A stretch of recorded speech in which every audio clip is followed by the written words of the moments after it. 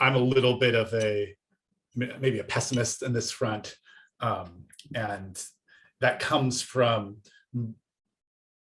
a belief that I have that the financial industry is not aligned with general financial literacy. So what that means in particular is that the financial industry gets money from overdraft fees, from trade transaction fees, from when the meme stock issue was going on, Robinhood was making money off of the volume of trades and the information of those trades. Like, that is how they make money. So the more volatility, the better for the financial industry, because all of those transactions, whether they're credit card transactions when people are buying stuff, or whether they're trade transactions when people buying shares of a company, that's where they're making money. So the idea that financial institutions are going to help try to promote more responsibility on that front, less engagement with the financial, less engagement with the sort of casino of the financial industry, to me is not particularly plausible. They have too much to lose and they have too much to gain from keeping things the way they are, or even exacerbating them. Hello everyone and welcome back to the CleanTechies podcast. This is our 50th episode. It's really hard to believe that we're already at 50. I think we started this back in February of 2021, so a year and a few months in at 50 episodes already. Really appreciate all the support we've seen from everybody. Before we do get into the details of today's episode, please be sure to subscribe and turn on all notifications. Also, if you are a climate tech founder with specific questions you'd like us to ask on the podcast, feel free to reach out to me. Or if you're looking to connect with other strategic partners, or perhaps looking to get connections with capital, you can also reach out. I'm glad to, again, help wherever I can. So reach out on Slack or LinkedIn is the best. And then let's get into today's episode. So today's episode, as mentioned previously, is with James Regulinski, who is the co-founder of Carbon Collective. Carbon Collective is a financial services firm that helps people ensure that they are achieving their financial goals, whether that be short-term savings or retirement, in a way that is climate aligned. So with Carbon Collective, you will know that your money is going into places and going into companies that are kind of aligned with, I shouldn't say kind of, that are aligned with the climate goals, and rather than being part of the problem. So really interesting platform that they've built. Is pretty surprised to understand that they are the first of their kind to do this. I would have assumed there had been something else already, but very interesting that they're doing this. In our discussion, we covered a lot of different things, from what they're doing at Carbon Collective to the reasons why to invest in climate aligned funds. We discussed financial literacy, which is something we've not had on here before, or not discussed before. Responsible investing, education system, how to get into finance. We did also touch a little bit on the blockchain technology and whether or not it does align with climate goals in general. So we had a bit of a kind of a debate back and forth between us. That was really fun. But overall, really great conversation with James, and it's really great to see what they're doing. As I mentioned before, quite surprised that this is not something that has been kind of promoted already or built. So really excited to see what they're doing, and I'm sure it'll continue to become very widely adopted as a method to help kind of drive demand towards a greener future. So before we get into the show, also again want to make mention to our sponsors, Next Wave Partners. Next Wave Partners are experts in talent acquisition, recruitment, and retention across the climate tech, renewables, technology, and ESG spaces globally. So if your team is growing, maybe you have specific needs, technical or commercial, whatever they may be, any specific needs, you can reach out to them to help grow your team. They really take a holistic partnership type of approach to their searches and to working with their clients. And of course, if you are an individual looking to make a career change, you can also feel free to reach out to one of their consultants. You can do that via their website at next-wavepartners.com, or you can reach out to one of their consultants directly via their LinkedIn page. But without any further delay, let's get into the show. All right, welcome to the pod, James. How are you doing today? I'm doing great. It's glad to be here. Absolutely. I'm super excited to have you on. I guess let's start where we always start, and just kind of give us an introduction to yourself and what you're doing now. Okay, I'm James Regulinski. I am currently one of the co-founders at Carbon Collective Investing. And my background isn't actually in the financial world, it is in engineering. So I come to this space with a bit of an engineering mindset.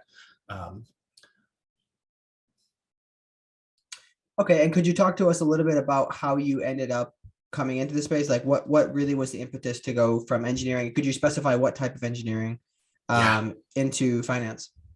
I was working on mechanical engineering for various different companies that were working on different climate change solutions, generally in the energy space.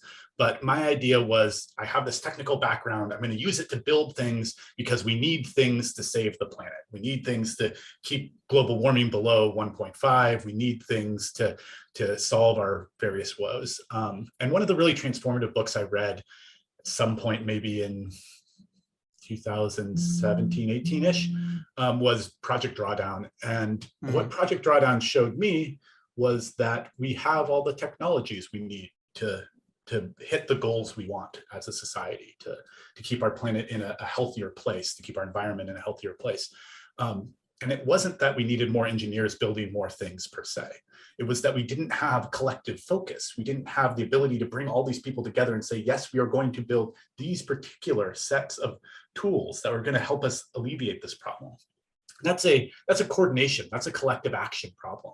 And engineering isn't necessarily, at least the tools that I had learned, weren't necessarily the right tools to make that much more social problem change. So at that point was when we were wrapping, Zach and I, he's my co-founder, we're wrapping up what we were working on at the time, and we're thinking about what we're going to be working on next. And we knew it wanted to be around climate change. And so we were asking these hard questions, which are, what are the problems that actually need to be solved, and what are the skills you need to solve them? So we stumbled into the financial space as a realization that it is one of maybe 3 different really powerful technologies we have around coordinating large groups of people to get a common vision done. And it was the one that was probably most functional in the United States, which is where we're both located, for better or for worse. That's quite interesting. Could you talk about, I guess I'd be really keen, maybe talk about Zach's background as well. How did you guys actually make that leap from engineering into finance? Because it's kind of, it seems like a scary thing sometimes, right? Could you maybe talk a little bit about that process and how you convince people to get behind and to back what you're doing? Yeah, Zach had much more of a business background than I did, and he had run the business side of our previous company, Osmo Systems. But what it came down to was we did a bunch of research. We talked to experts in the field, and this was part of our discovery process. When we start a new company, it's really easy to say, oh, I want to build this particular thing, and then build something that no one wants. So we believed it was important to start with a discovery process where we talked to a lot of people, both on the side of individuals who might use whatever we built, and in experts who were trying to solve various problems around energy, clean energy production, distribution, transportation, all of the questions around this transition away from fossil fuels. And through that process of just talking with people, interviewing them, looking at what else had been built, that was when we made the realization that we needed to change the way that we were investing. We personally felt that pain in terms of not having a good place to invest our own money that we felt comfortable with. So it was something that we were studying and trying to understand what was best practices. And it kept coming up that people assumed that if you invest your money in a way that is more aligned with your values and creating the kind of world you want to live in, that you would be taking a financial hit. And so we dug into that question and just asked the question, why? There's a game in discovery when you're interviewing people, which is to ask 5 whys. And similarly to this whole space of how do we invest responsibly? Why is it more expensive? Why is it worse returns, et cetera? We kept asking those questions. And when we came down to the core of what we actually believed, the kind of world we wanted to build, we found that we could build the portfolio that we wanted to. But we didn't see anyone else doing that. We saw a lot of greenwashing. We saw a lot of people making claims that were obscure and hard to understand.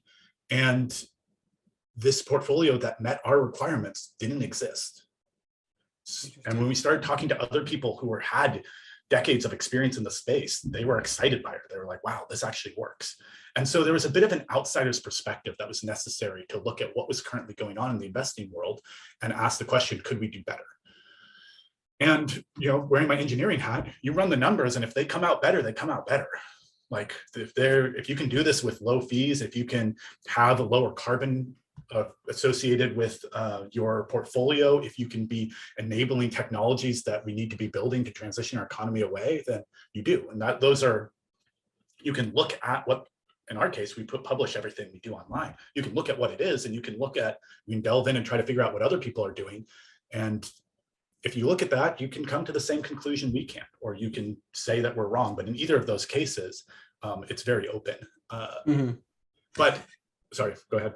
No, I was gonna say, I think this is generally quite interesting. Especially, I'm super fascinated by the fact that you had a chemical engineering background of all things, mechanical engineering background of all things, and still that's pretty impressive. and then starting this finance company. So let's talk more about what exactly Carbon Collective is doing. Could you kind of just go into the details and the nitty gritty of what exactly is it?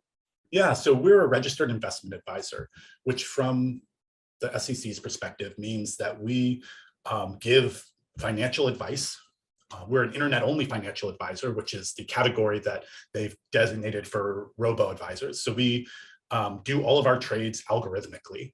That means that we set up these portfolios, and we don't go in and say, oh, we think that Apple's going to do really well, so we're going to buy some Apple for you. We actually build portfolios that say, we're mostly going to track the market, and we're going to cut out the worst offenders, the industries that will not survive in this transition, that are not taking those steps necessary, the highest carbon emitters. And we're going to replace them with the companies that are actively building the technologies that we know we need to be investing more into. There's about a $5 trillion gap right now in investment to hit the project drawdown goals of pretty much across the board, right? That's the pile of money. Now, that's a lot of money, and the mind boggles when you think about numbers that big, if mostly what you deal with is your own personal banking, but it's all money that's there. Like, we have collectively as a society, we could be investing that amount into these solutions. So we're hoping to lower that gap. So we cut out for our base portfolio, our core portfolio, we cut out the worst actors. These are energy companies, traditional utilities, industrial materials. We cut out those sectors. And then we replace them, as I said, with the companies building drawdown solutions. We're also working towards putting additional pressure on companies through proxy voting and shareholder resolutions. Now, we're only in the nascent space of doing that, but it's something we're working towards. And we think it's all part of this ecosystem of changing the way that this money that is your money can also be your voice, can also be pushing towards a vision of the future that you want to live in.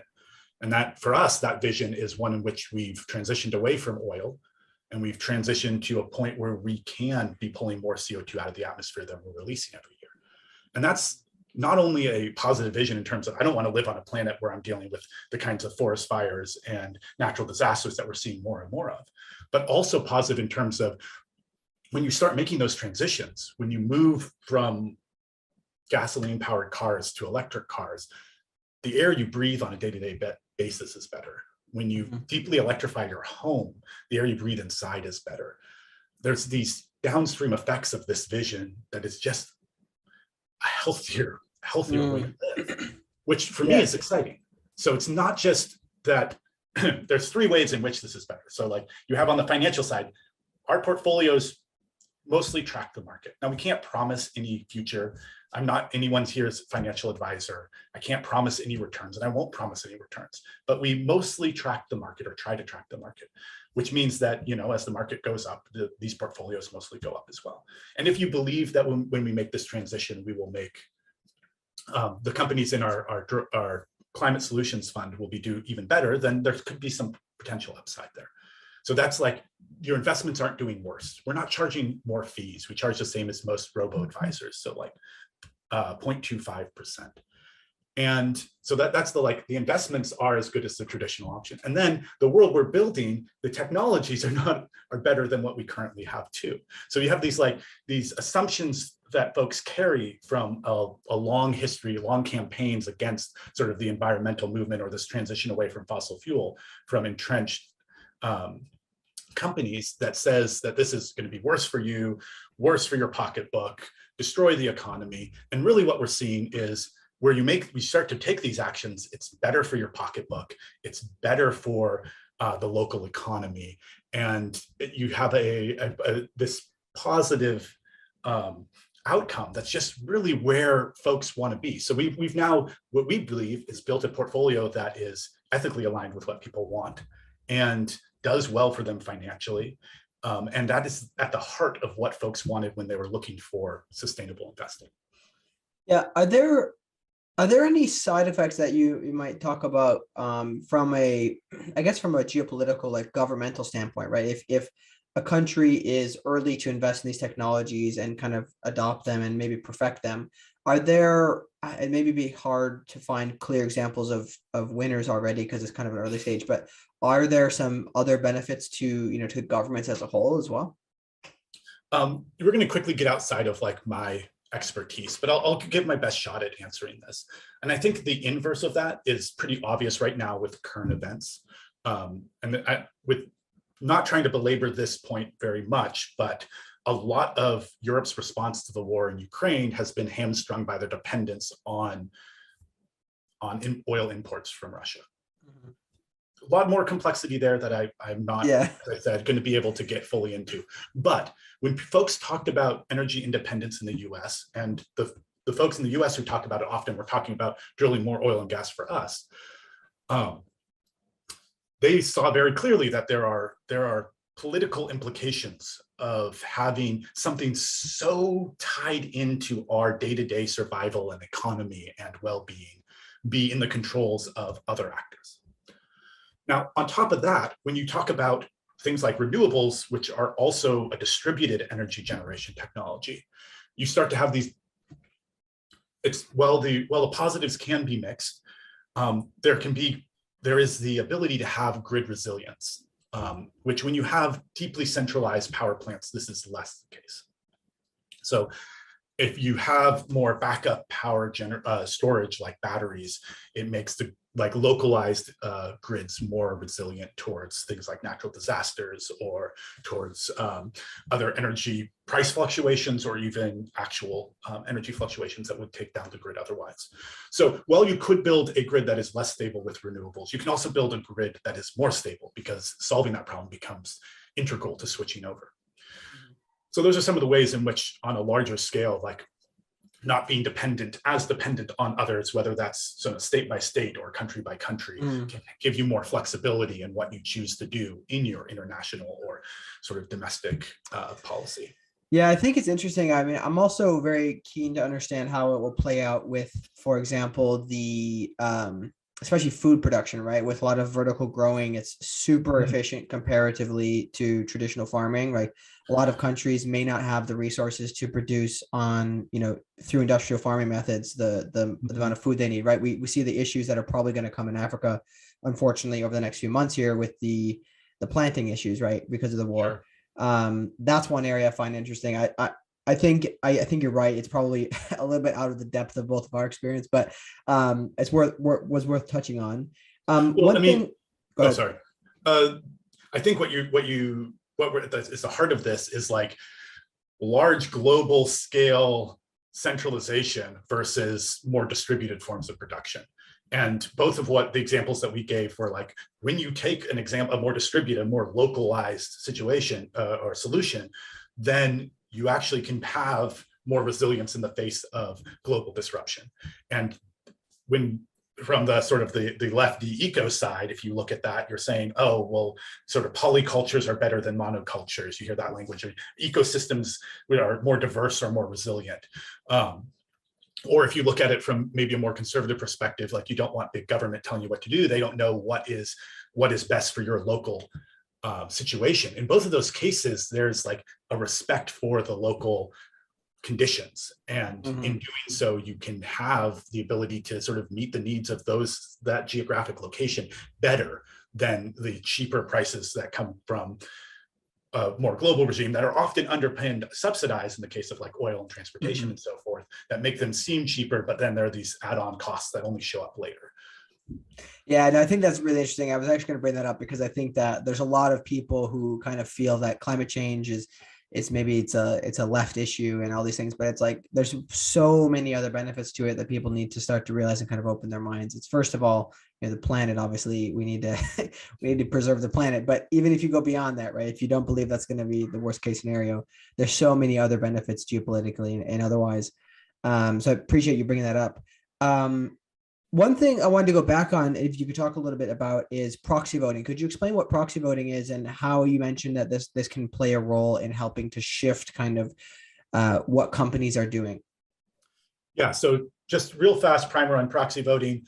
A publicly traded company for certain issues have to take into their voters, their shareholders' opinion.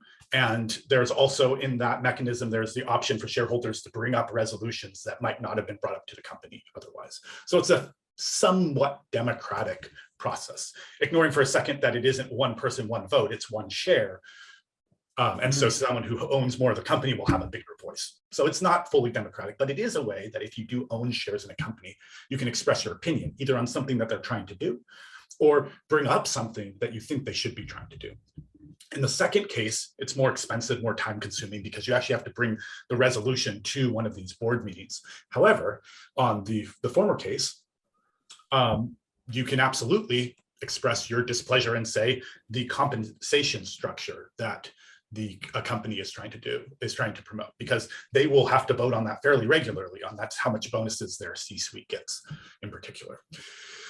Now, even on the second case, you might not personally be able to put a resolution on the table, so to speak, but other people are. And so if you care about, say, how they're reporting on their various different emissions, or tying different incentives to different environmental outcomes, and someone has put that resolution forward, you do get to vote on it. So that's a way that you can sort of express your opinion.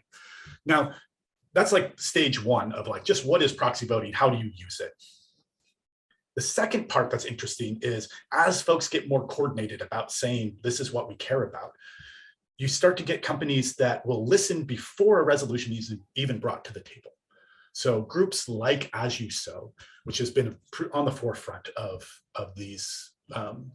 using proxy votes, they'll come up with a resolution and be like, hey, Microsoft, this is the resolution we're going to try to put forward. And Microsoft will go, hey, let's talk about it. Let's get ahead of this. Instead of bringing this up, let's just voluntarily create this plan. So you start to have, as you have more success in these proxy vote battles, if you will, or proxy vote sort of changing a company, you can even build up some reputation and then use that to help the conversation move forward before you have to go through the more expensive process of the vote, of bringing it to the ballot. Now, so those are like the best case scenarios. We skip having to bring it to all the shareholders to some extent. We start being able to push these issues forward. What also has happened is that proxy voting is somewhat non-enforceable. It is a way of expressing your opinion, but it's very hard to hold companies to this. And so I think that's one of the big shortcomings. Now, that said, I think why companies respond so strongly to certain proxy vote issues has often been that they have some public facing, their reputation is important. If Coke gets asked to do something and a whole bunch of people are on the proxy side are pushing them for it, and then they don't live up to it, there's the ability for customers to then view Coke less favorably. So there's some amount of willingness to go forward with shareholder resolutions simply because they don't want the reputation. So we've seen in various different situations, we've seen the whole gamut. We've seen it, come up as a very confrontational thing to very cooperative thing. We've seen it come up as they follow through, and we've seen them not. And then one of the most famous examples recently, if people have been following the space, is what Engine No. 1 did, which was actually get different board members onto ExxonMobil. So that was another way that you can use proxy voting to sort of change what's going on and say, we want different people in the room. We want a different board representing us. And so that's a fairly strong, we don't know how it will play out in terms of their ability to change what ExxonMobil is doing or their core business or how they relate to climate change, but it was a very powerful statement as far as our sort of the shifting perspective that that shareholders have on what is the responsible way to act as a company. Mm-hmm. So in general, though, through the fund that you guys have created, the funds you have, is this going to help kind of push along a lot of those changes and put the pressure? I mean, that's our hope. I don't want to be hubristic here, and we are right now still a very small fund. And even in these cases, it's often through coalition building that they've gotten enough votes to make a difference on these ballot initiatives. So we believe it's an important part, and that any firm that's working seriously in this space should have a plan around and consider. And as we grow, and we believe the space needs to grow, and that likely means that we will have an opportunity to become a lot bigger. As we grow, the number of assets we have, the number of shares we have, we can become a more and more powerful voice in that space. Okay, very interesting. Why don't we talk about a little bit, who are your clients? Who should be coming to you? If people are listening, who should reach out to get in touch? Most of our clients right now are just individuals. These are folks with IRAs, folks with old 401ks they're rolling over, folks who have a little bit of money that they want to put into the stock market, but aren't into stock picking. Our portfolios are diverse. They're broadly invested. They're low fee, relatively speaking. Like, these are things that tend to perform better over time. And so that's sort of a very bogglehead mentality that I threw out there. It was just like, we're not going to try to be stock pickers and beat the market. We're going to try to invest with the market. We're going to do it as low fee as we can, and we're going to keep you sort of broadly diversified, like your investments broadly diversified, so you're not getting a large exposure to like particular sectors or fluctuations. Now, that said, since you're divested from oil, we're not capturing the gains that oil saw recently because of the scare or because of what's been going on in Europe. However, we believe that is a short-term kind of thing. So lots of individuals invest with us. We just launched a 401k program, which means that companies that want to have a 401k for their employees can now sign up with us, and we would build these portfolios for their clients. So we're starting to be able to offer more options for folks. I mean, I think that's pretty powerful, to be honest. Companies who want to have climate aligned types of funds, because like you said, if there's really no others really doing this, I mean, maybe there are some that have to some extent like themes, but I feel having a very clear, hey, this needs to be climate aligned, would be interesting, especially for lots of the renewables companies, for example, right, who are probably have a 401k and probably not investing in the enemy's camp, perhaps. I think I'd be keen to understand, I guess, just your broad thoughts on kind of the future of the financial industry in this way. Maybe kind of whatever you see is coming down the line, because you're in the space right now. What are some of the trends that are happening, and kind of maybe perhaps your hopes for over the next 5 to 10 years, what we'll see? Yeah, maybe I want to start out with like where we came from, a little bit of some history about some of the terms people hear, because we often get lumped into what's called ESG investing. And ESG investing it's been a buzzword for a while now. And when people hear it, I think what they hear is socially responsible investing. They hear, what I want is to be invested along with some set of values, whatever those values are. In the ESG case, they literally stand for environment, social, and governance, which is ostensibly, how does it relate to the environment? How does it relate to social issues? And how does it relate to governance issues? However, while there's been a massive influx of dollars into the ESG space, what most people don't realize is that what ESG actually is a hedge against risks associated with that, which is a very financially way of looking at the world. It does not mean, and MSI, which is the largest provider of ESG data, says this on their website, the ESG score is not a representation of a company's goodness. So if people look at ESG and think, I'm investing in a good company, they may or may not be. And you see this all the time in funds that say they're ESG, they have oil in them, or they have companies that are profiting off of environmental destruction in a very core way. And that leads to both confusion and frustration. So as more scrutiny comes down on what it means to be a climate-focused or environmental-focused company, ESG has been starting to feel the strain.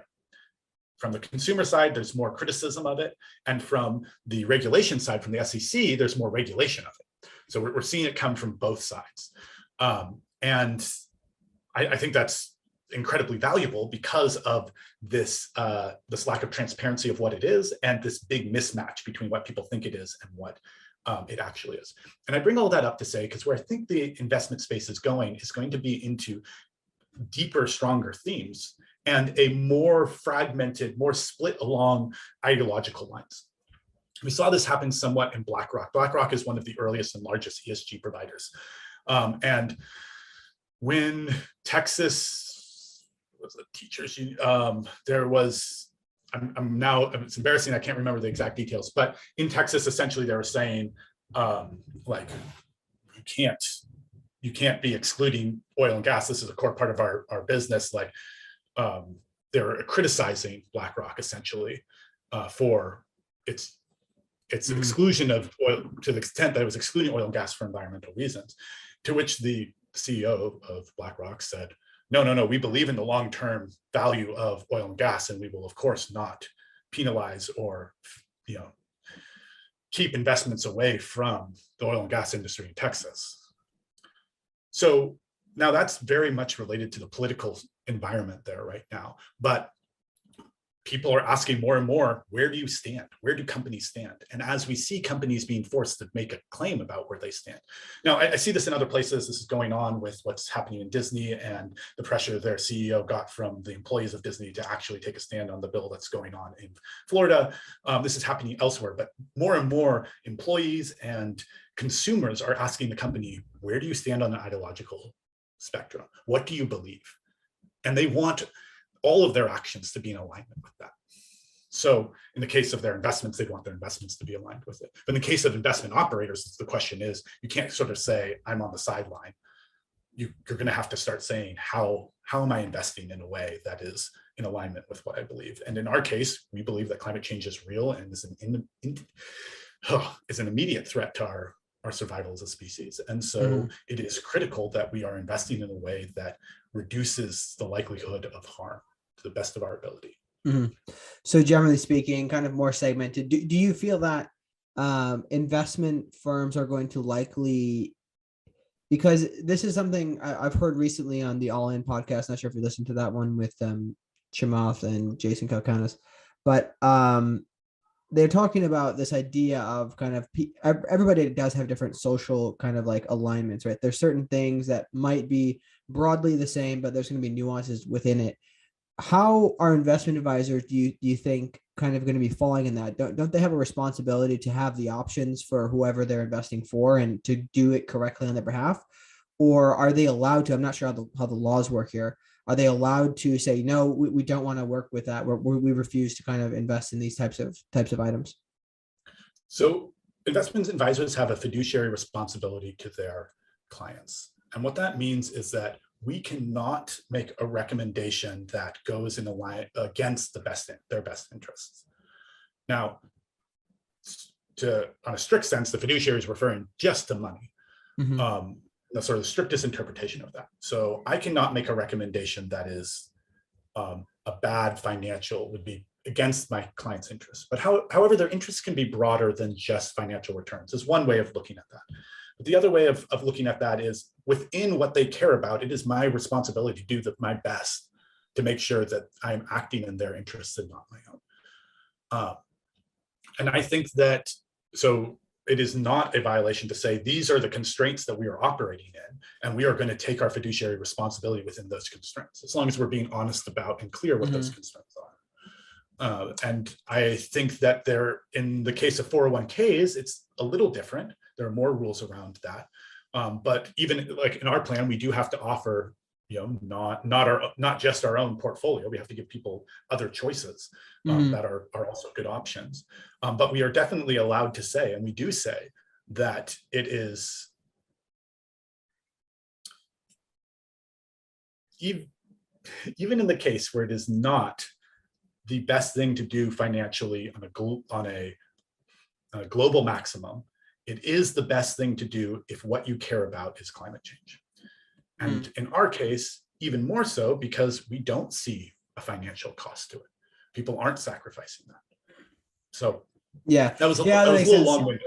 No, that makes sense. I think it's that's kind of what it comes down to ultimately, right? Is that maybe perhaps like given your knowledge of the markets and everything, like there's actually, you could argue even that, hey, listen, these traditional kind of assets or whatever you want to say, conventional assets are, headed for a bad course, right? Because there might be regulations or whatnot, or just kind of side effects, right? Especially as relates to the climate. But no, I think that's helpful to understand. So just generally, it's kind of interesting to see how you're thinking about the segmenting in the future. One thing I really would like to talk about is kind of your, I guess, thought process or understanding, maybe just thoughts in general on financial literacy and how, like, what do we see? I know I've heard a lot of things recently. I'm not super deep into the space, but I've heard a lot of things kind of in passing from others about how financial literacy is very bad especially in the United States. I'm not sure other places. Could you talk about that a little bit and maybe like some of the ideas on how to fix that? If the finance industry as a whole can play a role in that, just kind of wherever you want to take this. I'm a little bit of maybe a pessimist in this front. And that comes from a belief that I have that the financial industry is not aligned with general financial literacy. So what that means in particular is that the financial industry gets money from overdraft fees, from trade transaction fees, from when the meme stock issue was going on, Robinhood was making money off of the volume of trades and the information of those trades. Like, that is how they make money. So the more volatility, the better for the financial industry, because all of those transactions, whether they're credit card transactions when people are buying stuff, or whether they're trade transactions when people buying shares of a company, that's where they're making money. So the idea that financial institutions are going to help try to promote more responsibility on that front, less engagement with less engagement with the sort of casino of the financial industry, to me is not particularly plausible. They have too much to lose and they have too much to gain from keeping things the way they are, or even exacerbating them. And these might not be through malicious machinations on a large scale, but just through small individual decisions about how you build a user interface or how you price something. All of those decisions in aggregate aligns the financial institution away from increasing financial literacy. So I'm fairly pessimistic on that front. However, I think that we have seen a rise in individuals coming forth and helping folks understand what's going on in a more approachable fashion. We've seen the rise of financial TikTok, of people doing microblogs on their finances, about people engaging in forums like the FIRE movement, Financial Independence Retire Early, has a very active online discussion groups, and they care a lot about financial literacy, not just on the like, how do you invest, but how do you spend responsibly? How do you relate to money? Which is, I think, a very important question that's probably at the heart of a lot of financial literacy in the terms of understanding the jargon of the industry is one part of the literacy. Is like, what is your expense ratio on a fund? You should know what that means if you're buying a fund. You should know that has to do with how much it costs and that there will be this cost embedded in owning it. That's like the sort of technically what you need to know. But also there's a larger question, which is, am I just trying to accumulate money? What am I going to use it for? Why am I spending the money I'm spending? Those questions on terms of how we relate to has both a really big implication on your financial pocketbook. Like, if you spend less money, you have more to spend on the things you care about. So knowing what you care about is really important. So you're only spending money on those things. But also from an environmental perspective, spending more money means you're buying more things. And if you're buying more, not always, but often, that means you have a higher carbon intensity. And that means that you're going to spend more of your life working for that money, which will have a high carbon intensity. And those things together have an environmental impact. So I think both important in terms of understanding the technicalities, absolutely. Demystify the financial industry so the financial industry cannot take advantage of you. Really important. That means you have to learn some jargon, means you have to learn some technical bits, but it's a good thing to do. And then second is understanding your relationship with money, because that is going to be how you can cut through a lot of the noise and say, is this important to me? And that will allow you to invest more wisely, and that will allow you to save more wisely. So I think those are both really important. Yeah, I mean, I think it's also interesting, kind of going back to what you mentioned early on the resiliency front, with energy independence, for example, right? I would venture to assume that if a society or a citizenship as a whole has a more stable kind of finance situation, which I think there's a lot of speculation or reports on how close many US households, for example, are to like bankruptcy, right? Just 30 days away from having everything taken, right? Imagine if there's a lot more responsibility taught on there, and then everybody has kind of cushions, right? It creates this little bit of a spring, right, to absorb and handle recessions more easily, right? I think it's just this idea. This is, again, this might be beyond the scope of this podcast, but just this idea of responsibility. And sometimes I feel often that a lot of people just kind of neglect to take on that responsibility, to learn and to be responsible with your assets, with the things that you have in the world. But did you have any thoughts that you wanted to offer on that? Yeah, that fits well into a narrative that the US has had a long time on, who's how we should think about any of the issues we're in. But I'd be hesitant to lean too heavily on the idea of responsibility. While I do personally adhere to a sense that I should, to the best of my ability, be as responsible as I can be, I think it's really easy to put the blame on individuals for why they're in the situation they're in. And this is tied to a bunch of compounding systems. This is everything from education, like whose responsibility is it to teach someone how to be responsible with your money? Are you supposed to just know? Because it's pretty damn confusing. If you try to go into a financial, like pick a financial advisor, that's confusing. Understand what they're saying, that's confusing. I didn't learn that in school. It was hard to learn. And it's like, if you have parents who can teach you, amazing. And if you don't, then you're kind of screwed. And similarly, if like there's a lot of ways to have safety nets and resilience. You can have it through tight-knit communities. When you are getting close to that 90 days, if you have friends who can come in and help out in a way, that makes a big difference in your ability to survive and stay in your situation. So I think in terms of diversifying how you think about financial stability, you can think of it outside of just cash and invest in sort of traditional investments. I think that's really valuable. So I think like there's responsibility all along the chain of parties. I think it's the responsibility of investment advisors, of banks, to teach their members how to be more responsible with their money, which I think is why like traditional banking is so scary to me, as opposed to like co-ops where they're like, no, you're part of our group. We want you to be successful. If we're all taking more responsibility for each other and each other's financial literacy, if we talk about how much we make, if we talk about how we invest our money more openly, if it's not a big secret, we can also be helping those members in our community who might not have that information. So there's another layer of responsibility there. So I think it's a slightly more complicated than just saying we each have to take it on ourselves to make sure that we have the cushion so that us as a country will be more resilient against economic downturns, for example. Mm-hmm. Yeah, I think there's a lot of interesting things you've mentioned there. One thing that comes to mind when you're talking about this is, I think, obviously if you try to take, and I'm no historian, I like history, but I'm not good with dates. But if you look at kind of the history of, for example, the company, right? I read this book called The Company a while back, and it talked about how, and I just never thought about this, right? That just basically kingdoms and emperors owned everything, right?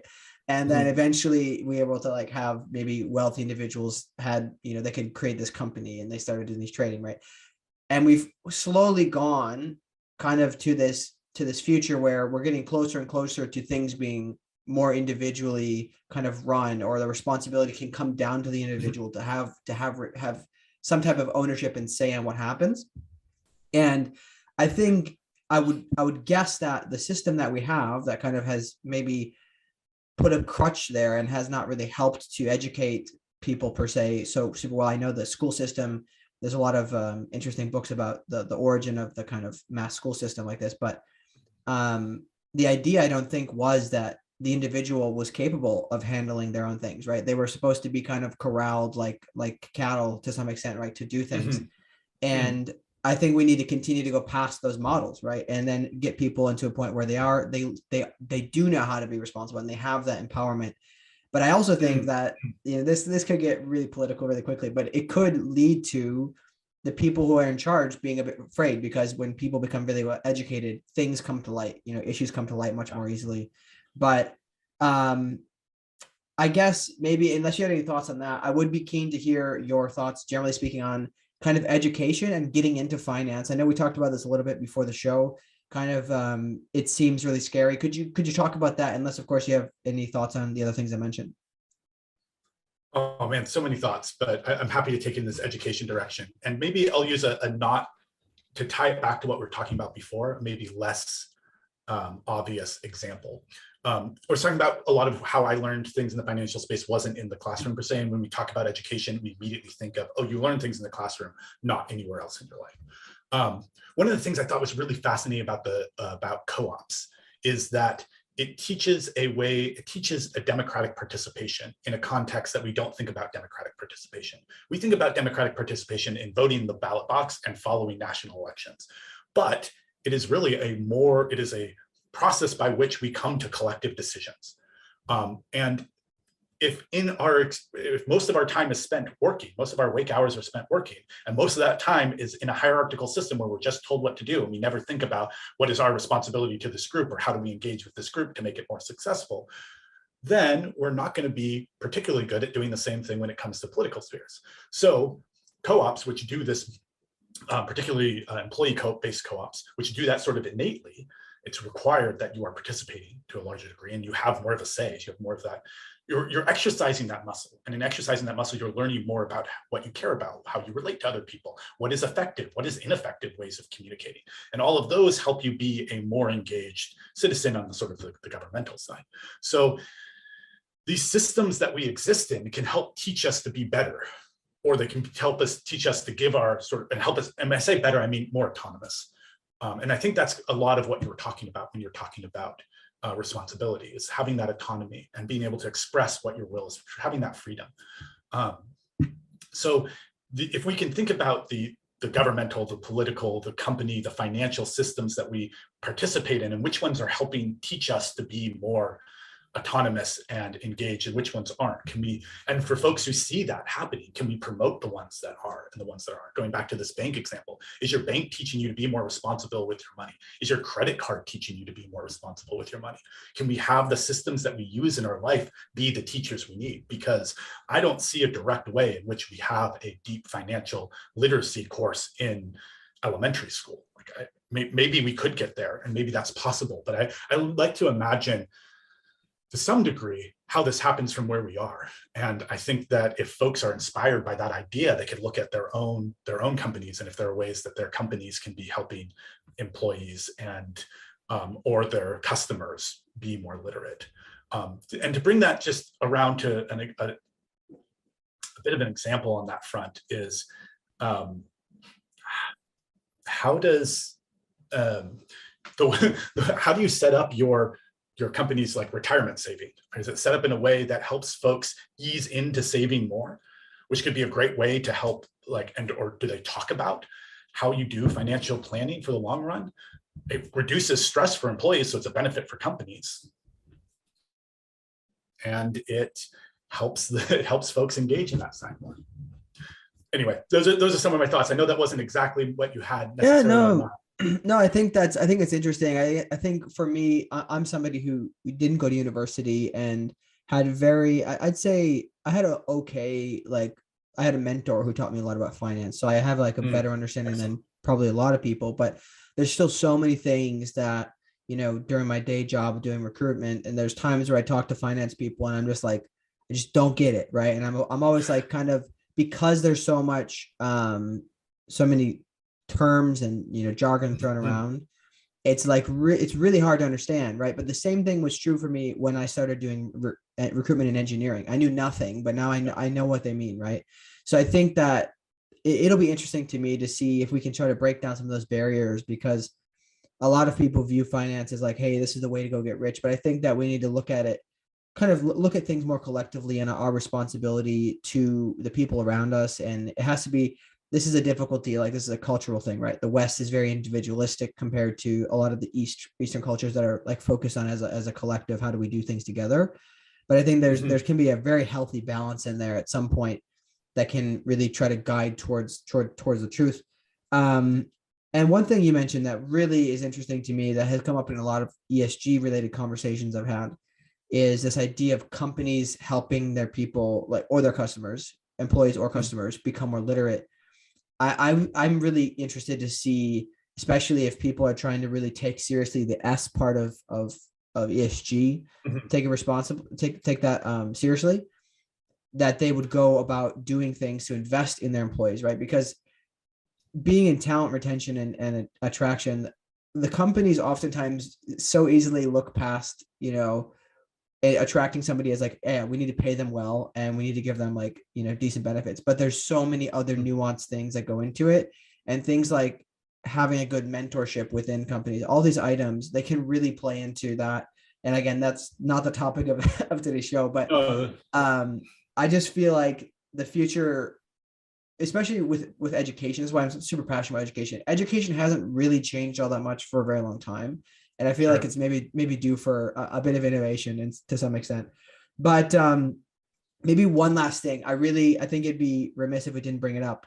Could you talk a little bit about the role of blockchain and crypto in the future of finance, generally speaking? So I both love and hate blockchain. Let me talk about the part I love first.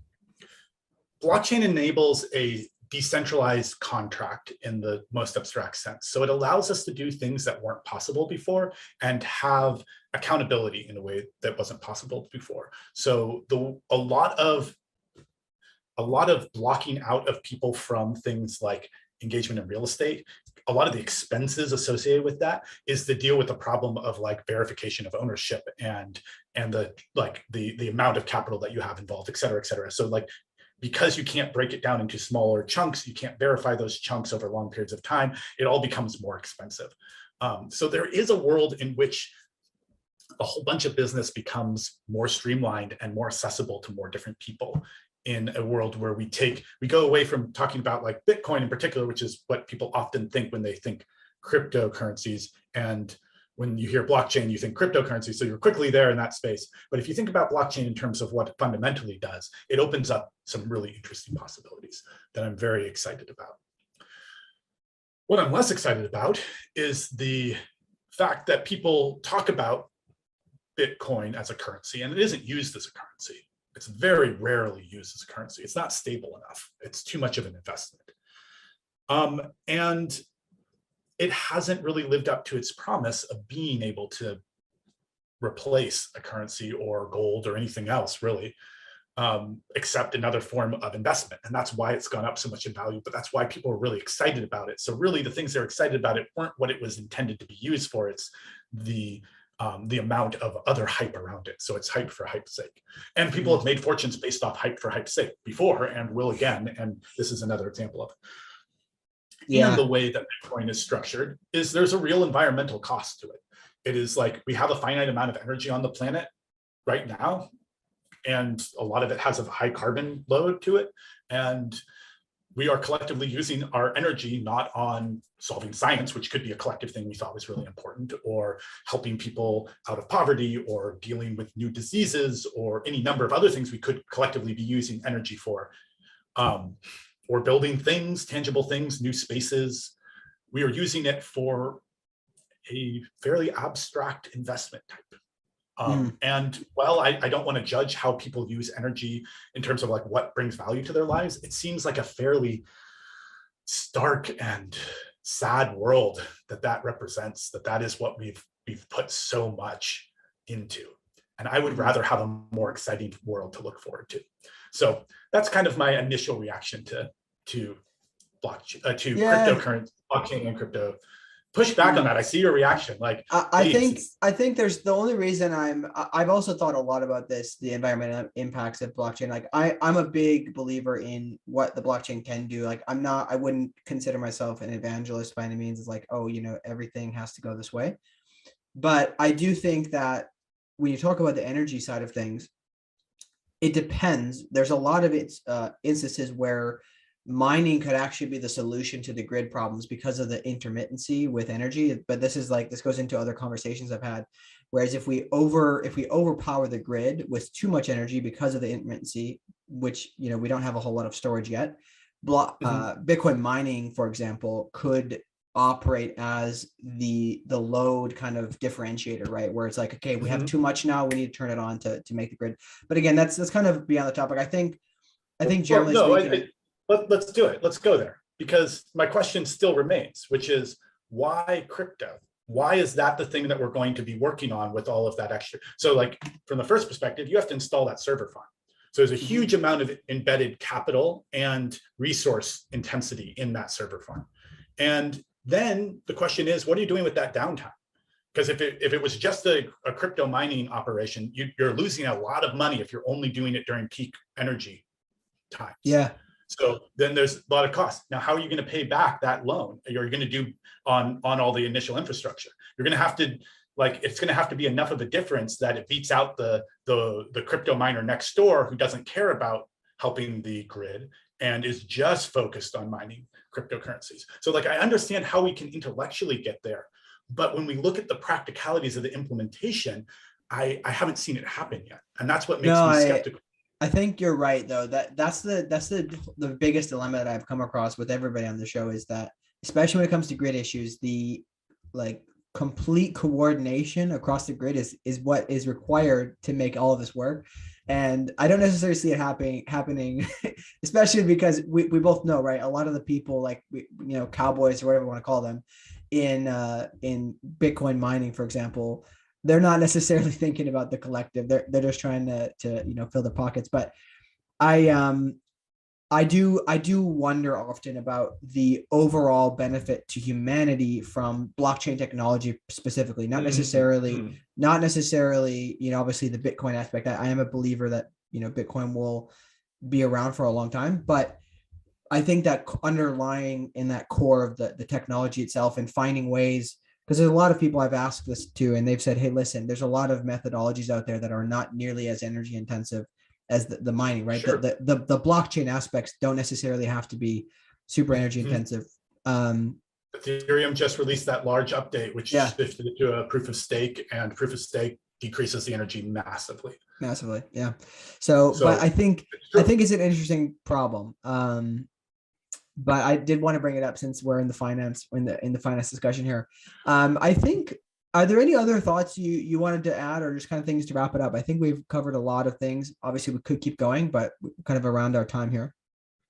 I think something we kept flirting around was this idea that the financial industry as a whole has a lot to gain from being obscure, and to sort of, you're fighting against that to gain literacy. But I guess I want to encourage people sort of through our own story about how we gained our financial literacy and built this firm, and just through calling out that's what the industry is doing, is saying, if you're ever intimidated or scared off by what you're finding out in the financial industry and you think that it's not for you, know that they have an invested interest in making you feel that way. And it won't take that much digging, either with your friends, someone in your circle who knows, your family, the internet, YouTubers, whoever it is, you can probably find the answer. And it's probably not as complicated as it's first made out to be. So in the sort of, and going back to your idea of responsibility, this is the encouragement side of that. Not just that it's your responsibility, but maybe the hill isn't as steep as it's being made out to be. Yeah, I like that. I definitely hope that's the case. I'm gonna go do a bit of research too, and maybe some of the topics that I'm afraid of, I'll go to see how actually scary they are or not. But anyways, I really appreciate this, James. This has been great. Thanks so much for coming on the show, and we will have to probably have you on again in the future as things continue to change. So I look forward to it. Thank you. Thanks so much for listening to today. Please let us know what you thought of the show. You can reach out to us directly with your questions on Slack, over LinkedIn as well. We do, of course, have the LinkedIn page. You can interact with us there and with other people commenting and kind of in the climate tech space. And please, of course, share this with somebody who might find it interesting, as our entire goal with this podcast is to spread awareness of the various solutions in the market. A lot of people are just simply not aware because there's so many interesting technologies. Even people who are deep into the space sometimes are so focused on what they're doing that it's sometimes hard to know what other solutions they might partner with to really make a more holistic approach to making the future more green and a better place. You can also I would recommend reaching out to James over at LinkedIn and checking out Carbon Collective's website. And if you are joining us for the first time, please subscribe and turn on notifications. We also really appreciate if you can leave us a review and a rating, as it helps to expand our reach among listeners. And if you are interested in becoming a sponsor or perhaps want to collaborate in any way, you can reach out to me. My email can be found in the description. And if you want to get more involved, please join the Slack channel as mentioned and follow our LinkedIn page. And then just a quick note on our next episode, we will be talking with Damien Klenk, the co-founder of 6C Index, which is a blockchain-enabled carbon index fund. We talk about a lot of things in this one, and it is a little bit more technical, so there's even times where it's a bit hard for me to understand it generally, but I think it's a pretty interesting technology what they're doing and very, very fascinating in general. So definitely looking forward to that conversation up next. And thank you again so much for listening to CleanTechies, the podcast. We will see you next time.